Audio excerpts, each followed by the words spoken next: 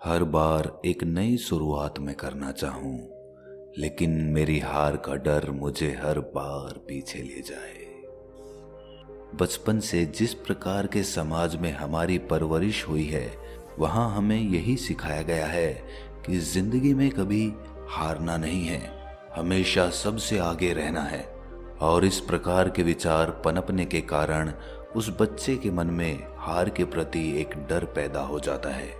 जब भी हम किसी बच्चे को अच्छे अंक लाने के लिए चॉकलेट देते हैं और खराब अंक आने पर उसे डांटते हैं, तो हम जाने अनजाने उसके मन के अंदर एक डर पैदा कर रहे होते हैं। और कहते हैं कि बचपन में बच्चे के मन में बोया गया बीज जिंदगी भर पलता है। वो बच्चा जीवन में हमेशा एक नई शुरुआत करने के लिए डरता रहेगा, और इसका जिम्मेदार कौन है? इसीलिए अपने बच्चे के मन में ऐसे बीज बोएं कि वो कभी अपनी हार से डरे ना, कभी जीवन में एक नई शुरुआत करने के लिए उसके कदम पीछे ना हटें। आज की जो बोध कहानी मैं आपको सुनाने वाला हूँ, उसमें आपको 2 ऐसे सूत्र मिलेंगे जिसे जानने के बाद आप जीवन में कभी भी नई शुरुआत करने के लिए डरोगे नहीं, बल्कि हर शुरुआत बड़े जोश और उत्साह के साथ करोगे। इससे पहले कि आप इस कहानी में खो जाएं, इस चैनल को सब्सक्राइब जरूर कर लें। तो चलिए कहानी शुरू करते हैं। जो इंसान अपने जीवन में कभी नौकरी नहीं करना चाहता, उसके पास जीवन में कुछ पैसा कमाने के कुछ ही विकल्प बचते हैं, और उनमें से एक विकल्प होता है रोजगार। श्याम की भी हालत ऐसी ही थी। ऐसा नहीं था कि उसने जीवन में पढ़ने की कोशिश नहीं की या फिर कोई नौकरी पाने की कोशिश नहीं की। बचपन से ही वो पढ़ाई लिखाई में इतना तेज नहीं था, इसीलिए उसे अच्छी नौकरी नहीं मिल पाई। और जो नौकरी उसे मिली उसमें उसको वेतन तो कम मिलता था, लेकिन उससे मेहनत ज्यादा करवाई जाती थी। उस वेतन में उसका अपना खर्च भी नहीं चल पाता था, तो वो अपने परिवार का खर्च कैसे चलाता? घर में उसकी पत्नी थी, उसके बच्चे थे, उसके माता पिता थे। इतने लोगों का पेट पालना, वो भी मामूली वेतन के साथ, और वो भी इतनी महंगाई में, वो उसके लिए नामुमकिन सा हो गया था। इसीलिए उसने एक बार हिम्मत करके अपनी नौकरी छोड़ने का निर्णय लिया। नौकरी छोड़ने के बाद उसने कारोबार करने का फैसला लिया। लेकिन कारोबार के लिए तो धन चाहिए, पैसा चाहिए, और वो उसके पास था नहीं, तो वो कारोबार कैसे करता? इसीलिए उसने कारोबार करने के लिए अपने सगे संबंधियों और अपने दोस्तों से धन उधार ले लिया।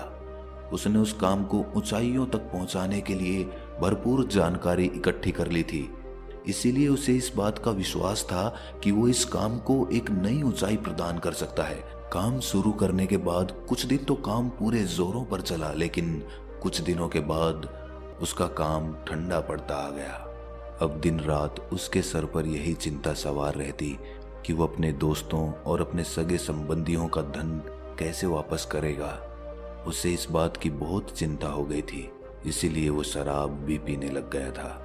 कहते हैं कि जब नाश मनुज पर छाता है तो पहले विवेक मर जाता है। मतलब जब भी किसी पर समस्या आती है तो सबसे पहले उसका विवेक यानी कि उसकी बुद्धि मर जाती है, और यही श्याम के साथ हो रहा था। अब उसके अपने परिवार के साथ लड़ाई झगड़े भी बढ़ने लगे थे। दिन दिन बीतने के साथ उसकी हालत और भी ज्यादा खराब होती जा रही थी। अब उसके सगे संबंधियों और उसके दोस्तों ने अपना धन वापस मांगना शुरू कर दिया, लेकिन उसके पास धन वापस देने के लिए तो बचा ही नहीं था। जो कुछ धन बचा था वो उसको शराब में उड़ा रहा था। जब बार बार मांगने पर भी उसने उनका धन नहीं लौटाया, तो वो उसके घर पर पहुंचने लग गए। अब रात दिन उसके घर पर कर्जदारों की कतार लगी होती थी। कुछ दिन तो श्याम ने उन्हें ये कहकर टाल दिया कि अभी कुछ दिनों में मैं आपका पैसा वापस कर दूंगा, लेकिन कुछ दिनों के बाद भी बंदोबस्त होने की कोई संभावना उसे नजर नहीं आ रही थी। बात अब लड़ाई झगड़े तक पहुंचने लगी थी। रोज अलग अलग लोगों के साथ गाली गलौज और लड़ाई झगड़े से श्याम बहुत परेशान हो गया था। वो अपने जीवन से पूरी तरह निराश हो चुका था। वो अक्सर यही सोचा करता था कि इंसान से अच्छा तो जानवरों का जीवन होता है। ऐसे ख्यालात पनपने के कारण उसके अंदर आत्महत्या करने के विचार आने लगे थे। लेकिन अपने परिवार को अपने ऊपर ही निर्भर पाकर वो ये कदम नहीं उठा पाता था। लेकिन अब परिस्थितियां और भी भयानक रूप लेने वाली थी। कुछ ही दिनों के बाद उसकी पत्नी की भी मौत हो गई और अब वो अपने बच्चों और अपने माता पिता के साथ अकेला ही बच गया था। पहले तो उसकी पत्नी उसे हिम्मत दे दिया करती थी, लेकिन अब उसे हिम्मत देने वाला कोई भी नहीं था। इसीलिए एक दिन रात के समय अपने दोनों बच्चों को सुलाकर वो पहाड़ी की ओर चल पड़ा। जाने से पहले उसने आखिरी नजर अपने परिवार पर डाली और उसकी आंखों में आंसू भरे थे। छल छलाई हुई आंखें लिए हुए वो पहाड़ी की ओर चलता जा रहा था। अब बस वो अपने शरीर से, अपनी जिंदगी से, अपनी रूह से आजादी चाहता था और ये आजादी उसे मौत ही दिला सकती थी। जब वो उस पहाड़ी की ओर जा रहा था तो रास्ते में उसने एक चिता के पास एक बौद्ध भिक्षु को बैठे हुए देखा। ये दृश्य जब श्याम ने देखा तो श्याम उस भिक्षु के पास पहुंचकर बोला, लगता है कि आपके किसी बहुत करीब इंसान की चिता जल रही है। ये सुनकर बौद्ध भिक्षु ने श्याम की तरफ देखा और मुस्कुराते हुए कहा कि नहीं, मैं तो जानता भी नहीं हूं कि ये चिता किसकी है। ये सुनकर श्याम चौंक कर बोला, तो फिर आप इतने ध्यान से ये चिता क्यों देख रहे हैं? ये सुनकर बौद्ध भिक्षु ने कहा कि इस जलती हुई चिता को देख रहा हूं। इंसान पूरी जिंदगी जीतने की कोशिश में लगा रहता है, ये पता होते हुए कि मौत सबसे बड़ी हार है। जब आपको पता है कि मौत निश्चित है, मौत परम सत्य है, मौत को कोई नहीं टाल पाया, तो फिर जीवन में किसी भी जीत या किसी भी हार के क्या मायने रह जाते हैं? हम कितना ही कुछ पालें या कितना ही कुछ खो दें, आखिर में आनी तो मौत ही है। ये सुनकर श्याम ने कहा कि महात्मन, मौत तो एक बार दर्द देती है, लेकिन जिंदगी हर रोज दर्द देती है। ऐसी जिंदगी के भी क्या मायने। इस पर बौद्ध भिक्षु मुस्कुराते हुए बोले, तो इसका मतलब है कि जिंदगी और मौत दोनों के कोई मायने नहीं हैं, दोनों ही एक ही सिक्के के दो पहलू हैं। लेकिन जरा तुम खुद सोचो, अगर तुम्हारी मौत के भी मायने नहीं हैं तो मरने के बाद तुम्हें क्या हासिल हो जाएगा? तो फिर अपनी जिंदगी को खत्म करने से क्या मतलब? ये सुनकर श्याम ने हाथ जोड़कर कहा कि हे महात्मन, मैं अपने जीवन से दुखी आ चुका हूँ। अगर मैं आपसे सच कहूँ तो मैं आज यहाँ पर आत्महत्या करने के लिए ही आया हूँ। मैं अपने जीवन से हार चुका हूँ और मौत ही मुझे आखिरी रास्ता नजर आ रही है।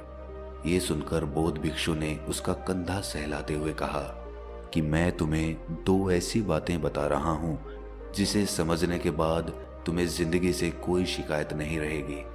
पहली बात, हमेशा याद रखना कि हारता वही है जो मैदान में खड़ा होता है। अधिकतर लोग जीवन में एक नई शुरुआत कर ही नहीं पाते, एक प्रयास कर ही नहीं पाते, इसीलिए वो जीवन की गहराइयों को समझ ही नहीं पाते। उन्हें हमेशा यही लगता है कि कहीं नई शुरुआत करूं और मेरा कोई नुकसान हो जाए, और इसी नुकसान के डर से वो कभी शुरुआत नहीं कर पाता। लेकिन जरा सोचो, अगर घड़े में पानी ही नहीं भरा गया तो घड़ा किस काम का? अगर जीवन में जीवन की गहराइयों तक डूबा ही नहीं गया तो जीवन का क्या फायदा? क्या फायदा इस शरीर का? इसीलिए जीवन में कभी भी नई शुरुआत करने के लिए डरना मत, घबराना मत। अरे ज्यादा से ज्यादा क्या होगा, तुम हार जाओगे, लेकिन हारने के लिए भी तुम्हें एक कदम तो बढ़ाना ही होगा। अगर तुम वहीं पर खड़े रह गए तो जीवन के अंत में तुम्हें यही अफसोस रहेगा कि पूरा मैदान मेरे सामने था और मैं खेल को खेला ही नहीं। लेकिन फिर क्या होगा? जब चिड़िया चुग गई खेत तो पछताने से क्या होगा? इसीलिए अगर कल को पछताना नहीं है तो अपने मन से हार का डर निकाल दो। भूल जाओ समाज क्या कहेगा, बस अपनी सुनो, अपने मन की सुनो। अगर आपके मन को लग रहा है कि आप किसी काम को, किसी रोजगार को अच्छे तरीके से कर सकते हैं तो उसको शुरू करने में कभी भी घबराना मत, वरना तो जिंदगी भर आपको यही अफसोस रहेगा कि मैं कर सकता था। और दूसरी बात जो हमेशा याद रखनी है वो ये कि हार कर भी यहाँ खेल से कोई बाहर नहीं होता। मौत से पहले जिंदगी आपको अनगिनत मौके देती है। लेकिन वो आपके ऊपर निर्भर करता है कि आप कितने मौके ढूंढ पाते हैं। जिंदगी एक ऐसा खेल है जहां हार कर भी कोई खेल से बाहर नहीं होता। अगर हम एक बार हार गए तो हमें दोबारा नई शुरुआत करनी चाहिए, लेकिन पहली वाली हार का डर हमारे मन में बैठा रहता है, इसीलिए हम दूसरी शुरुआत नहीं कर पाते।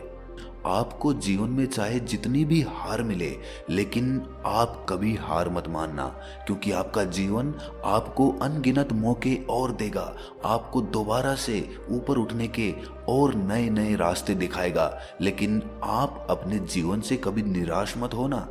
आखिर में तो ये शरीर खाक हो ही जाना है, सब कुछ हार कर यहीं छोड़कर जाना है, तो फिर हम जीते जी क्यों हार माने।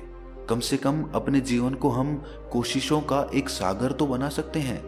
चलिए मान लिया कि हमने जीवन में कुछ नहीं पाया, लेकिन हमने जीवन में कोशिशें तो की, हमने जीवन को अनुभव तो किया। कम से कम जीवन से खाली हाथ तो नहीं लौट रहे। इसीलिए फिक्र को आज ही आग लगा दीजिए और एक नई शुरुआत करिए। देखिए नई शुरुआत आपको एक नया हौसला देगी। मन के हारे हार है, मन के जीते जीत। इसीलिए अपने मन में उमंगे भरिए, उत्साह भरिए, जोश भरिए और एक नई शुरुआत करिए। तो दोस्तों कैसी लगी ये कहानी आपको कमेंट सेक्शन में ज़रूर बताना, और अच्छी लगी हो तो इस चैनल को सब्सक्राइब ज़रूर कर देना। तो मिलते हैं अगली कहानी में, तब तक के लिए अपना ख्याल रखें।